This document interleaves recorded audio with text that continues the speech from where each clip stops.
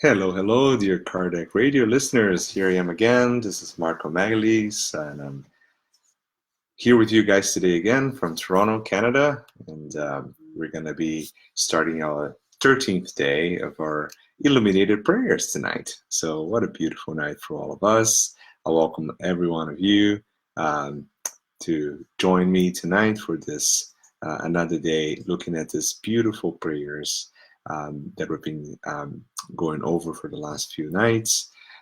Particularly today, we're going to look at hello, Carol, I'm here. Yes, I made it. We're going to be going over chapter 20 of the book Workers of Life Eternal, Andrea Louise, through the mediumship of Chico Xavier. Right? So for us to get started, as we normally do, we're just going to briefly go over a few things just to refresh our minds about prayers. So tonight, I decided that, we're going to go quickly over the Gospel according to Spiritism, right? Why? Isn't it amazing that we have a chance to go back and review the work of Allan Kardec in the context, of the prayers that we're discussing now by, in the books by Andrea Louise, right? So in the Gospel chapter 19, there's a small passage I'm going to read for you guys that I think it's very important for what we're going to discuss tonight, right? So here in chapter 19, here's what Allan Kardec's going to say. Through faith, humans act upon the fluid, right? So we're talking about faith. And the fluid here is the universal cosmic fluid. So humans can act upon the fluid by projecting the thoughts and the prayers in this case. So we can modify its qualities.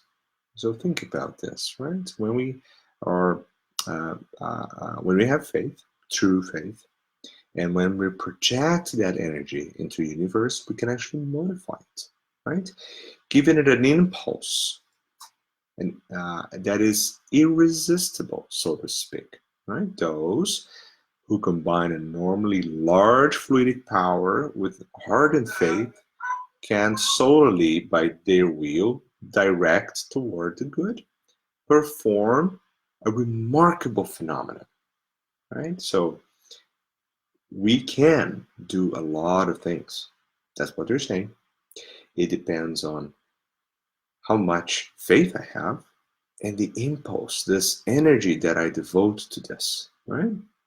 So this remarkable phenomenon, and that's what, well, according to what we're going to see here, and what Allan Kardec is saying, that can be healing or could be anything that is admirable, and then at some point was called miracle, right? But now we understand that miracles, in a sense, that we understood before as something that is extraordinary to a point that kind of almost like against the common laws. It's not real, but rather something that is according to the laws of God, but also very, very phenomenal and remarkable. So yes, dear friends, if we have faith and if we devote all our hearts into the act of prayer, as we're talking about tonight, we can do a lot of things.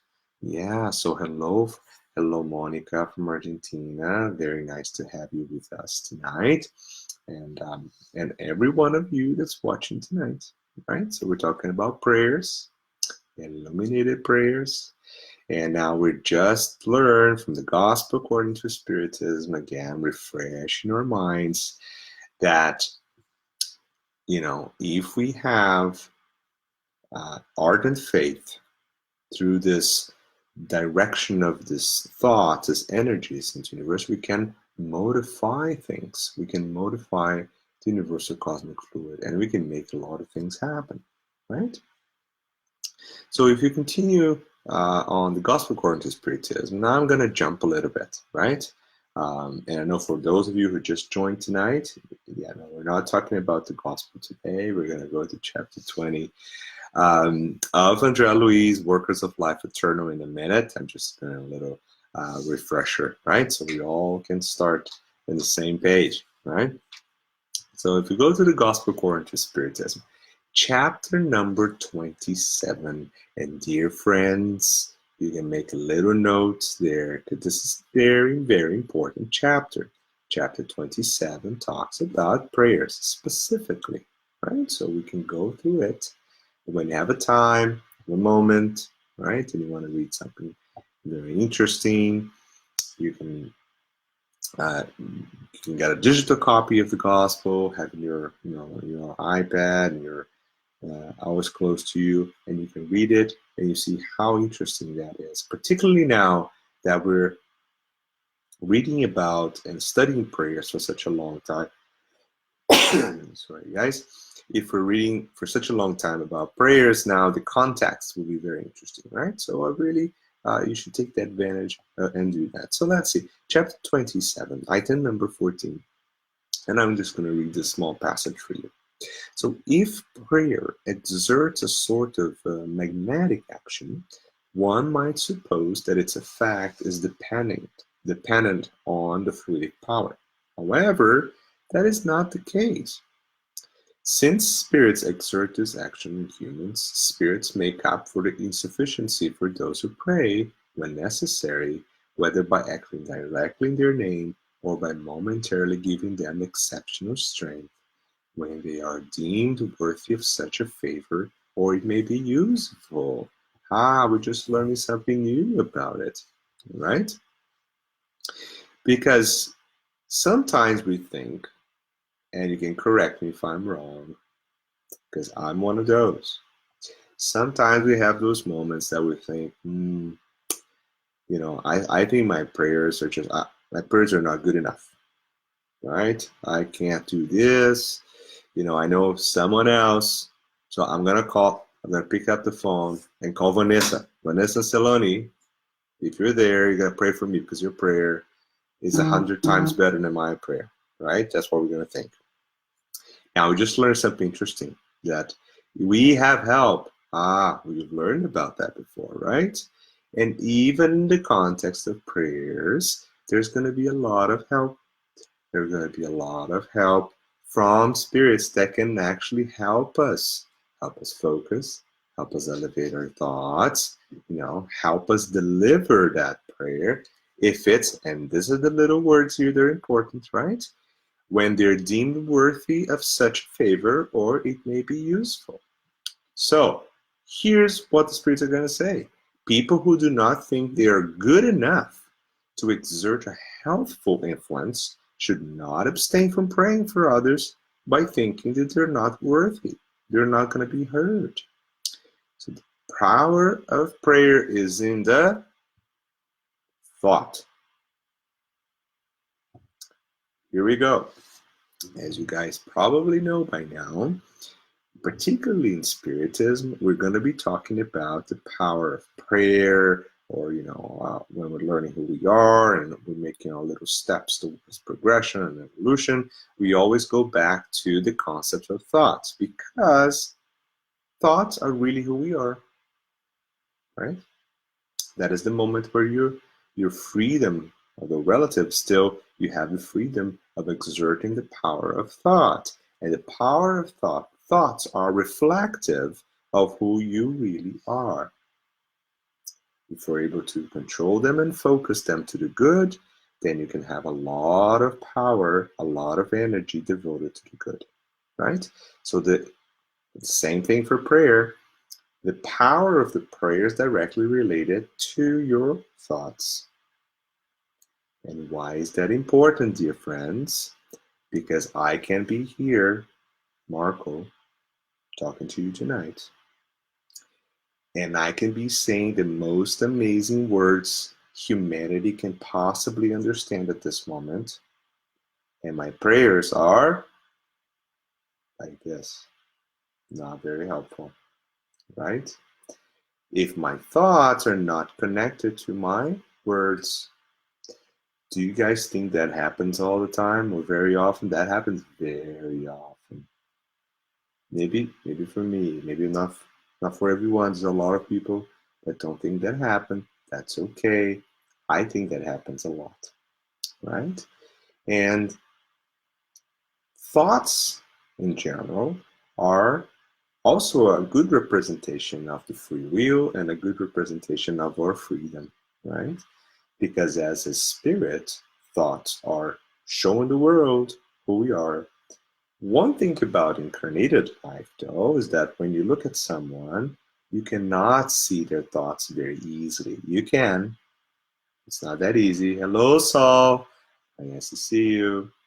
It's not very easy to see what people are thinking, although there are lots of hints that can help us, right? But in general, in the spiritual world, yes, so we see thoughts first, right? Because even our bodies, our perispiritual bodies, can be changed by the influence of our thoughts.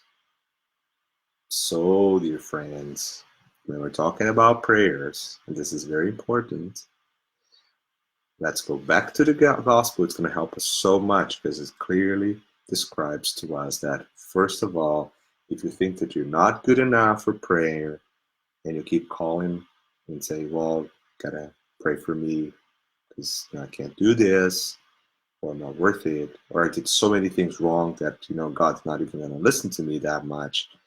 Just, that's not true. You're going to be helped and things will happen.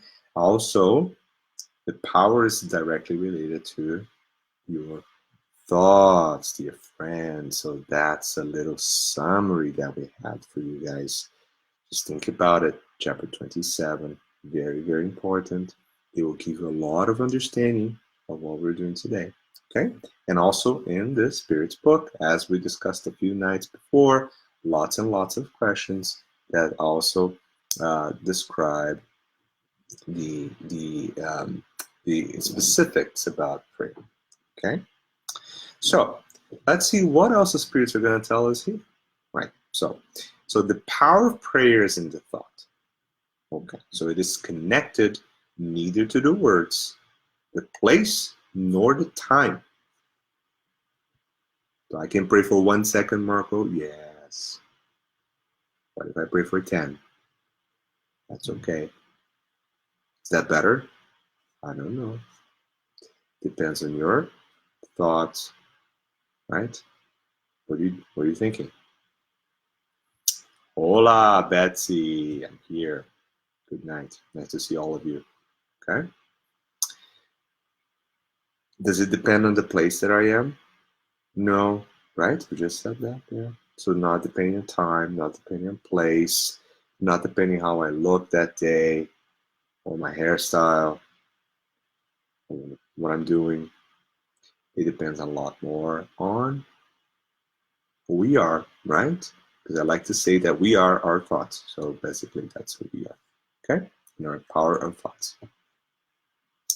So the influence of the place or time is connected with the circumstances that may favor introspection. What does that mean, right? If I'm trying to pray in a place which is very difficult to concentrate, obviously it's going to be harder, not impossible, but it's going to be a little bit harder. We tend to see in a lot of places that silence is a prayer. Now we're probably learning that not always, okay? Silence can be a prayer if my thoughts are connected.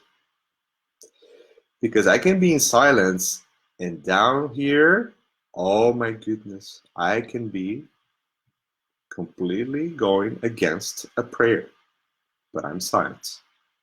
Okay? But I can be in silence, introspect, and in prayer, right? That can happen, but it doesn't happen all the time, right? That's important. So the location helps, right? If I'm in a place that's that the whole atmosphere, the whole surrounding is dedicated for introspection and connection with the above, and everyone is doing the same thing, that makes it so much easier for me to do it, right? And we're gonna hear a little bit about it too. Let's continue going here, okay? So, hence, one can pray anywhere, anytime, right? Alone or in a group.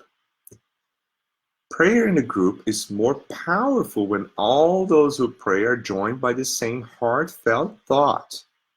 I can.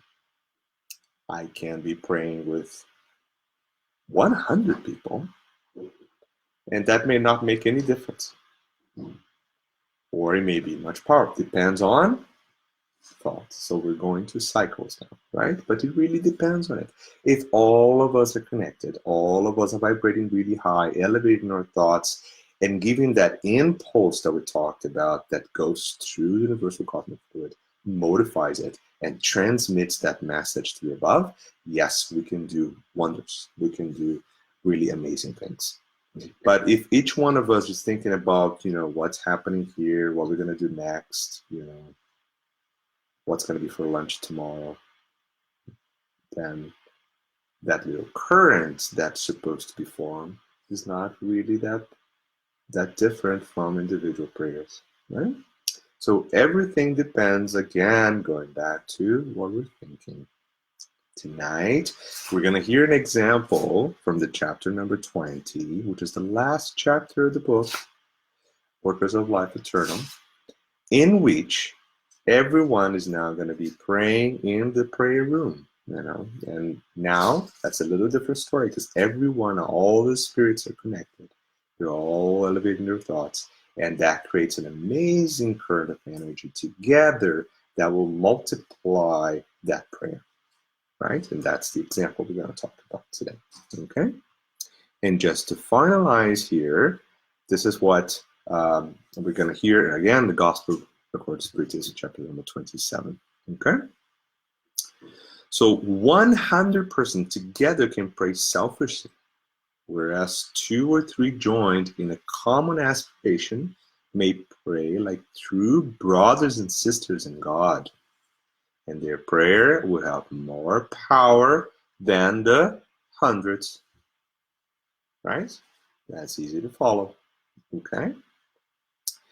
So let's be very clear then. So prayer depends on your thoughts and can be done anywhere, anytime. No shape or form or sequence or timing or location, right? So let's start with that, right? That's our little recap for today. Okay. Okay.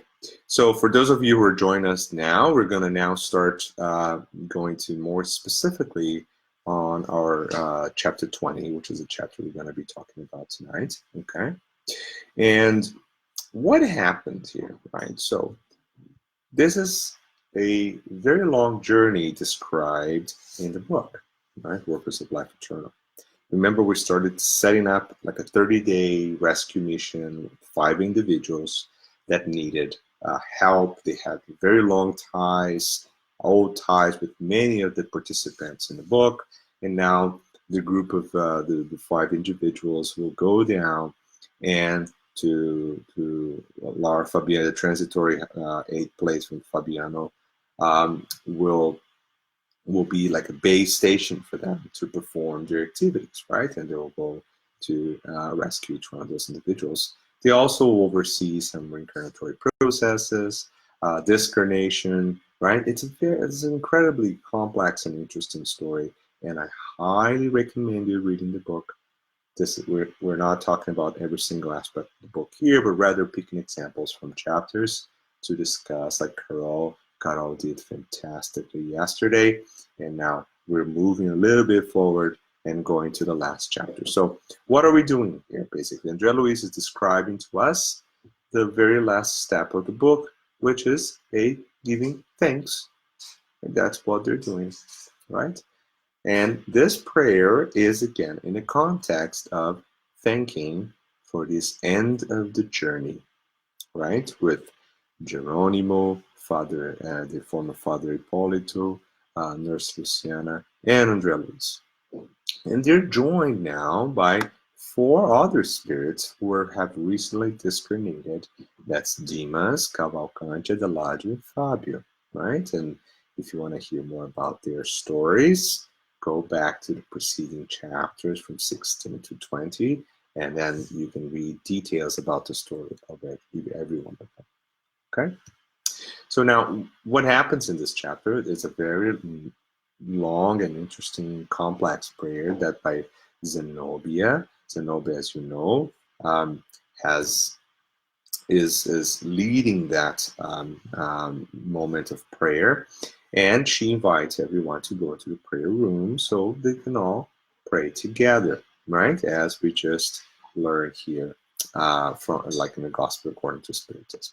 And what we're going to do now, I'm just going to go over the prayer with you guys, and then we're going to stop and discuss in some moments, okay?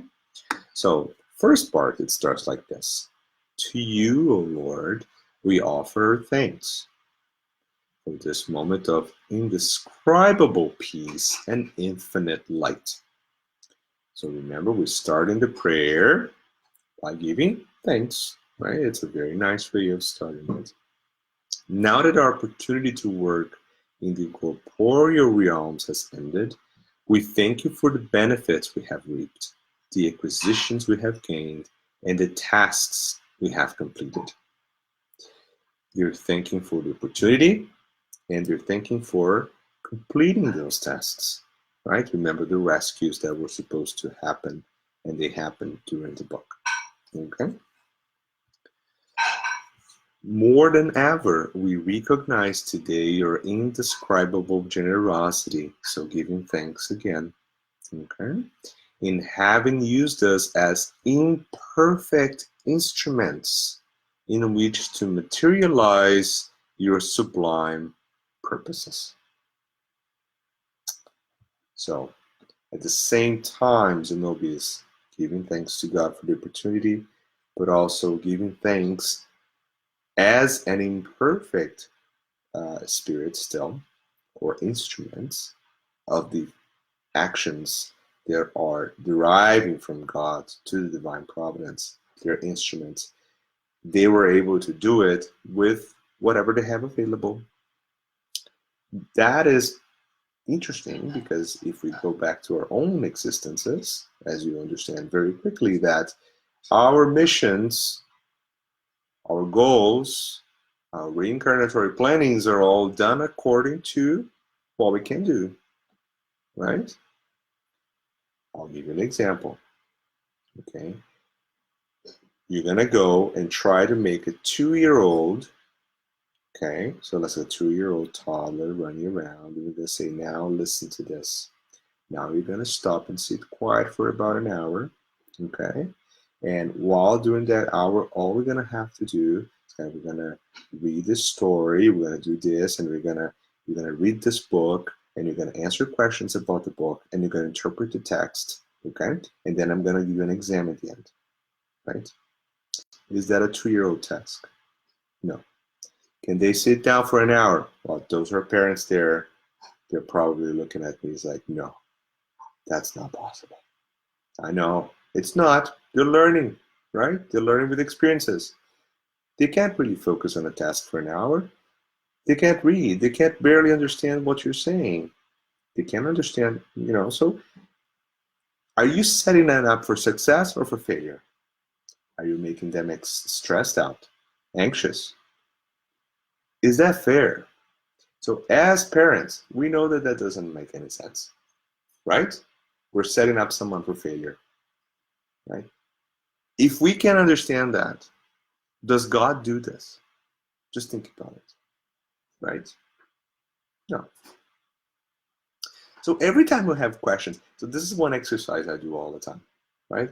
Every time, what I normally do is I think, well, if I understand the concept, that means that certainly whoever's above me on this little ladder that we're going up on the evolutionary scale knows a lot more about that than I do, like a lot more. And I'm not even talking about perfection. I'm actually talking about the little next step up, right? So when we're coming here as little kids to incarnate again, it's 100% sure, despite we complaining, because we do that, despite we complaining, it's 100% sure and certain that whatever we're getting is exactly what we need. And we're going to make it, or we have the tools to make it, okay? Because God is not going to set us up for failure. Okay, so what Zenobia is doing here, she's recognizing that and say, God, thank you for giving me this mission that I could do as an imperfect instrument, and I was able to reap the fruits out of it. So you gave me the little talent, I gave you back 2, 3, 5, 10. Right? I got this. So you're setting up someone for success, right? And that's how it works, right? She's recognizing that. See how important that is, okay? And then she continues. So unsteady and fragile like birds that have just left on their first flight far from the nest. Does anyone have ever seen this? Because I can tell, I have birds nesting in my backyard every year. So I've seen it. It's quite interesting because if you look at those little birds trying to make their first flight, I can picture us, right, trying to come to this new incarnation and step into this new life. It's like, I'm not going to do it. No, I do it. No, I'm not doing it. I try, I fail. I fall down, smash my head, go back up, right? Mom and daddy come and circle me, protect me, but eventually I have to flap my wings. Because if I don't flap both of them at the same time, can't make it, right? So look at this image. So Zenobia is giving images. And why is she using images during the prayer? Remember, we just talked about that prayers are your thoughts. So what is the best way of you making someone think exactly what you're thinking? Is by giving them images, right? If I describe an image, you can see it. Okay, you can connect with me, right? So that's why the little birds are quite interesting. So they're trying to leave the nest, right? And they're unsteady, they're fragile, they don't know what you're doing, right? Sounds totally like me, right? Because every step we try to make, we're still a little bit unsteady. We're still a little bit prone to go back to the same mistakes we've done before. I don't know, maybe you're not. I can tell I am, right? Or I think most people, I don't know. But we're always in that little moment where, we need to make bigger steps. We need to move on. And again, things are not easy, but they're doable, right? It requires a little bit of work sometimes. But we'll get there, okay? So dear friends, very interesting. We're the little birds now, okay? And then she continues, we find ourselves here today happy and confident at the feet of your dedicated messengers who have supported us to the very end. How are we to thank you for the priceless treasure of heavenly blessings? So lots and lots of thanks here, right? I see those little laughs. I like those too. So yeah, it's kind of funny to think about the birds. I like Facebook and seeing those little laughs around sometimes. Your sanctifying kindness, so God's sanctifying kindness, has followed us step by step during each minute of our stay in the valley of darkness. And if that were not enough, your inextinguishable love still follows us even now on our departure from the ancient Babylon of our bitter and millennial passions. Wow, let's look at this. Remember the story, right? It just went to the abyss to help and rescue individuals and spirits who needed help. So during that moment, remember that journey was not easy, right? Because they were exposed to things that were, on their own words, were unpleasant. The imagery, the smells, the vibrations, the sounds, right? And she's recognizing that she was helped. Does she have any question that she was helped? No. Do we have questions about we being helped? Yes, we do, right? We do. A friend of mine, Adriano Barbo, from Mount Vernon, he tells me this story, and I love the story, and I like to tell that story sometimes. One day we're talking about this, and I spent many years with them. And he's telling me, like, one day he was so happy, things are going so well, and like life is like this beautiful thing. And then he mentally started talking to his guardian angel. He's like, you know, guardian angel, listen, things are so well. Life is going like fantastic. You know, why don't you go help someone else? Right? I don't need help. I'm great. You know, I'm doing well. From that moment on, his day was a complete disaster. Okay.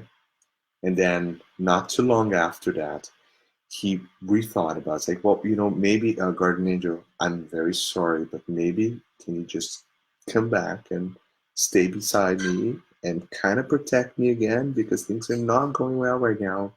So maybe I actually do need some help. I just don't realize that, right? Well, we do that all the time, right? And I know I've learned a lot from Adriano that day, because, you know, there's a lot of stories that happened during his day that made me think about, well, you know, maybe I should just be a little bit more humble and ask for help a little bit more. That makes a difference, right? So that's what she's saying here. Okay. And then continue going, almost choking with emotion, the missionary kept silent briefly. Oh, this silence here is prayer. See the difference? Kept silence with the thoughts focused on the message here, which is transmitted through her thoughts, right, to the above. Okay? So fighting back her tears continued. We have done nothing to deserve your blessed assistance. We have no merit for a constructive goodwill. We have gone astray countless times. We have gone astray countless times. So now picture this. One day, let's say you're trying to help someone, or you're trying to teach someone something, right? It doesn't matter exactly the scenario. And how many times you try to tell someone to do something before you lose your cool? Just start to think about this, right? You want to make someone do something correct, right? And it doesn't work, okay? You try again, it doesn't work, right? You try again, it doesn't work. I don't know about you, but I'm sure it's not gonna last 1,000 times. Maybe not for me. So that's who we are. With our guardian angels and God, Father, Mother, God. We deviate from the laws of God, they push us back. We deviate, they push us back. We deviate, they push us back. How many times? As many times as needed, because we're all gonna go to perfection. Do they lose their cool? No, right? They treat us the same way, and that's what she's saying here, right? Thank you, because I know I've messed up about 1,000,000 times before I got one right. Isn't that our lives? So if you're able to do that, great, celebrate, because you've done one right. Yay, you know, we take every step counts, right? So let's move forward, and let's thank God for that, right? Because that's who we are. So maybe you think about next time you're going to help someone, and by the third time it doesn't work out, take a deep breath and think, well, how many times I actually needed that little nudge, right? How many times? Okay. So how many times divine providence had to give me little nudges, right? So I don't do exactly the same mistakes, right? Let's look at the book of Eustachius. I don't know if you guys had a chance to look at Eustachius, 15 incarnations of Eustachius. He came back and killed the same person like 10 times in a row. And we look at the book, it's like, wow, Eustachius, incredible. We did that too. We probably did it 50, right? So that's what we're talking about, okay? So she's thinking, because she recognizes, right, that, you know, we're in a position that we really, realistically, we're getting a lot, right? So, and we think for that and move forward. Okay, let's see what else we're talking about here. So we have, and then it continues on. So we have gone astray countless times, feeding the poisonous whims that have darkened our conscience. And that is actually real, because when our thoughts are vibrating such a low level of vibration, actually physically, from a spiritual world, we see this dark cloud surrounding the environment. So these are the negative thoughts that we can generate. And that's true. That's described by Andrea Luiz. That's described by so many people. So the darkening, the opacification of the body, and it's the spiritual body, not the physical body. So those are all very well described by Andrea Luiz, and that is true. So your thoughts can physically change things. Remember that, including you, right? So that's what she's talking about. So she continues, we have failed often, given it to unworthy suggestions. However, beloved Jesus, you have changed your humble work into a fount of happiness that feeds our hearts, now raised toward the higher realms. That's exactly what Jesus, that's perfect, right? So Jesus, through his own actions, he showed us where happiness lies, which lies on love, true love, right? To one another. Remember? That's the message. So it really changed humanity. That's why we're here tonight talking about all these details in the gospel, because we had an opportunity to learn that, right? So that's what we are. So let's keep going. So forgive us, Master. So she's now saying, forgiveness, asking for forgiveness for our imperfection as disciples, a dominant trait of our liberated personalities.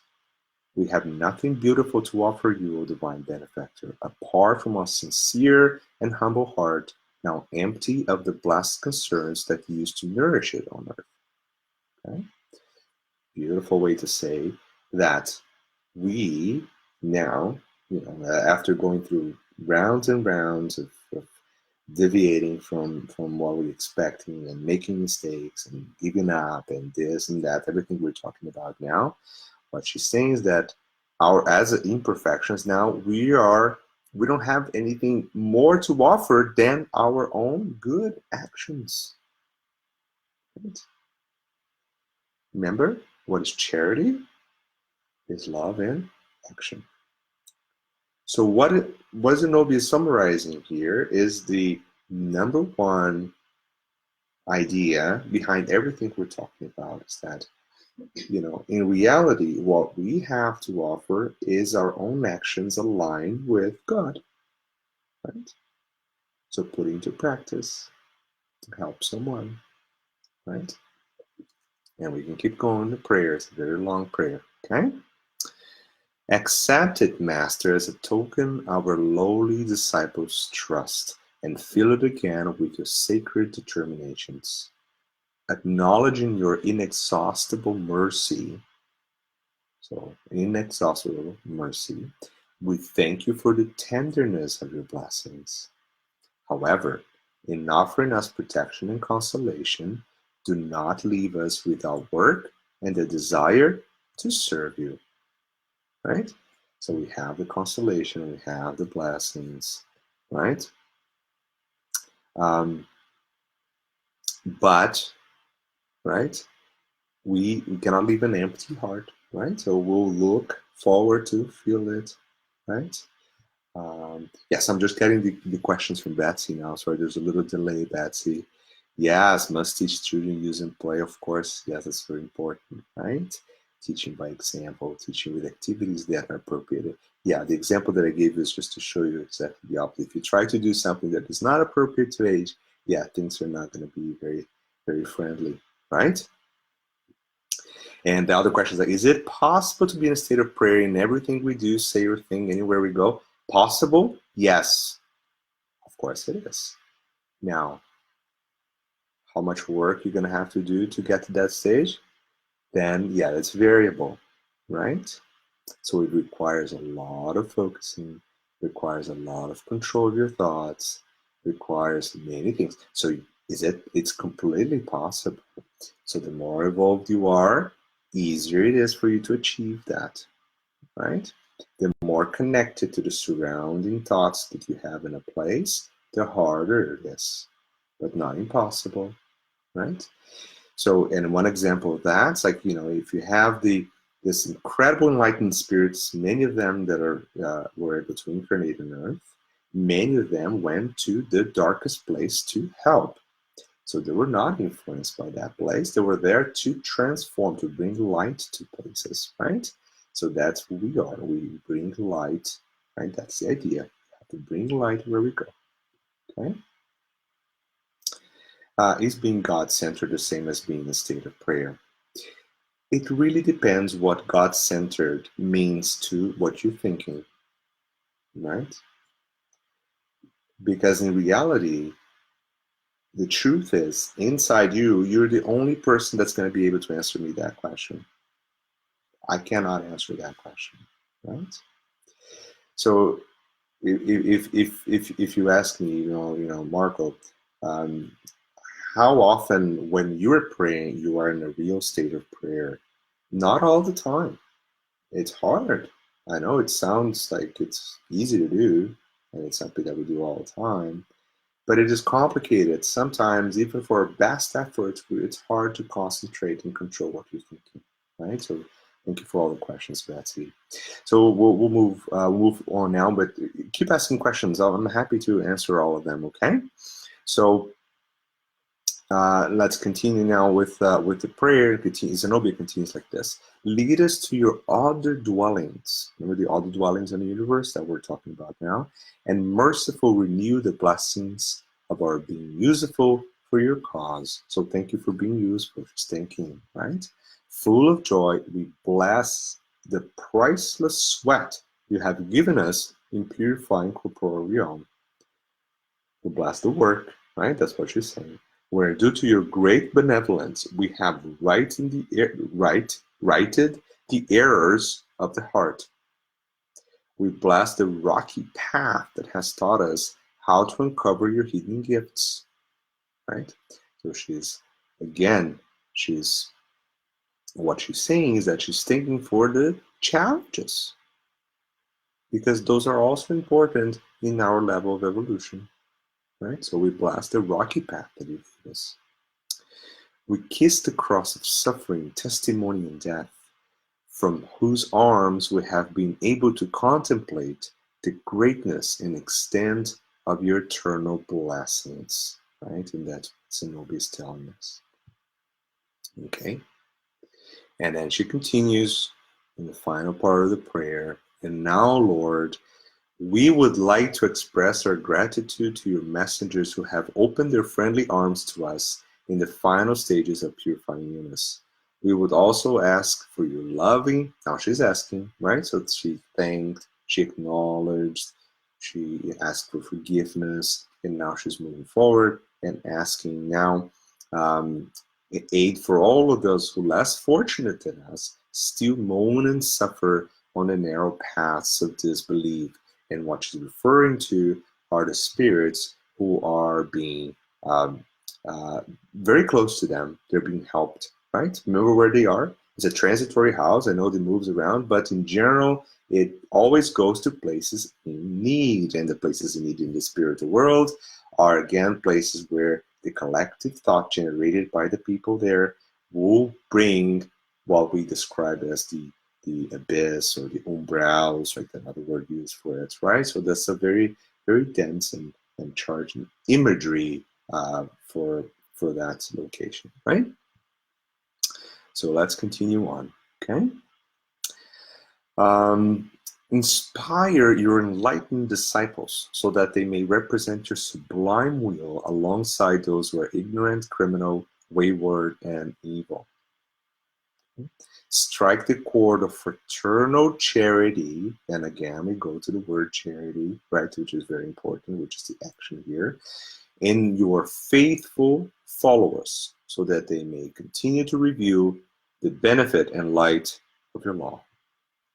And in closing this act of sincere gratitude, we send our thoughts of joy and praise to all our companions in struggle in the many arenas of planetary life, and invite them in spirit to glorify your name and rule your dears forever. Amen. And that's the prayer by Zenobia.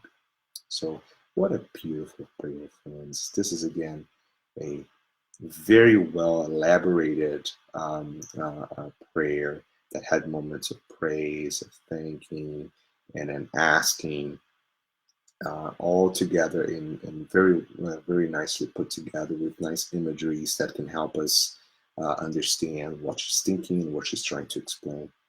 Okay, but in summary, particularly in the end, she always remembers those who are less fortunate, and that's important too, right? Because when we're praying, particular prayers of gratitude and thanking like this, it's always reasonable for you to understand, well, they are in a place to help others in need. So it's always reasonable that you put in your mind in that context, right? So you can show how humble you are and you're thinking about others. You're not selfish, right? So you're showing that through your thoughts and of your prayer in that moment, right? A very important ending for that prayer. Okay. Yeah. Hey, Gabriel, I saw your little wavy hands there. That's nice too. I'm catching up with the comments now. Okay, so dear friends, I know we've been now like over 45 minutes over going through prayers. And one interesting thing about this last chapter in this book is that it ends with a little song, right? It's a prayer in music and song, okay? And that's interesting. I'm going to read that for you guys, okay? And that will be our final, our little end for today's episode of Illuminated Prayers, okay? So, would you guys bear with me for 1 second? I'm just going to open it here, and we're going to go through this.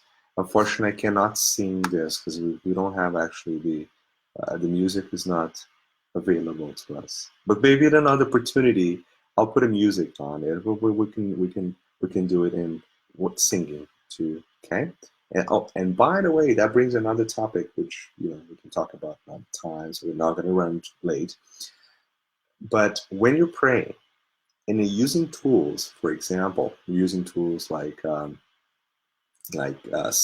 song or music, that is very helpful. It's like, remember that we think about thoughts are important, images are important. What does music does? It brings those two together, right? So when you're singing, you're experiencing the emotions and the images that are being generated by your thoughts and your words, right? So you're going through that.